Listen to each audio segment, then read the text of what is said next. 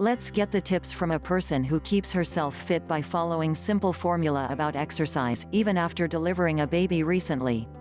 I love to work out. When you get used to exercising regularly, it gets harder to skip a workout than to take a rest day.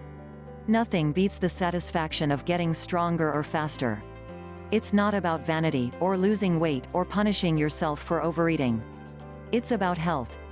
Some exercise, even 5 minutes, is better than none. Exercise is amazing for your mental health.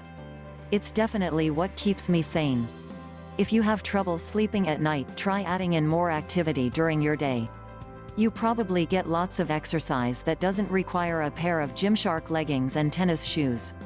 I wear myself out running to class, climbing stairs, chasing my kid, hauling groceries, and cleaning.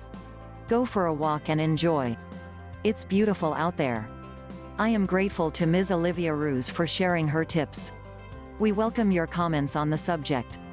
Kindly subscribe to our channel and click on the bell button, which will help us to inform you as and when we upload a new video.